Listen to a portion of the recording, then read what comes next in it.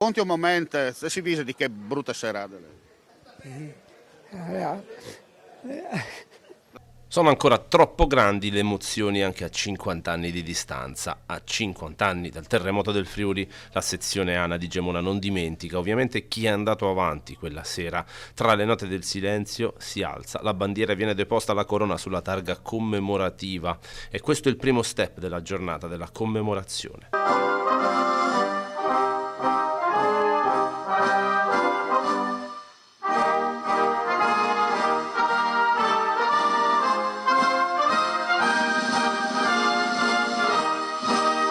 Ognuno rivive la tragedia a suo modo, rievocando un momento drammatico per tutti. Beh, diciamo che per me il 6 maggio è una data molto ma molto importante perché avendo perso anche un fratello in quella tragica notte, avendo feriti mio padre e mia sorella, cioè ho tanti ricordi che se te li elenco tutti adesso come adesso diciamo che andremo per le lunghe, però sicuramente questo evento e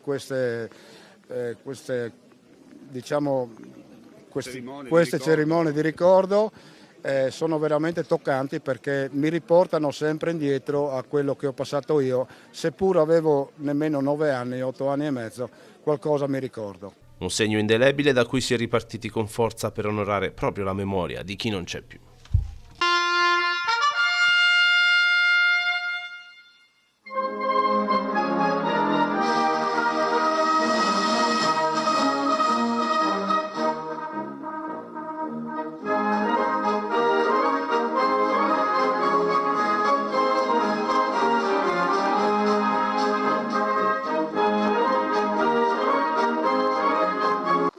Per me è un momento importante rendere omaggio a queste vittime e quindi vi ringrazio veramente di cuore a nome di tutti gli alpini della sezione di Gemona. Grazie a tutti.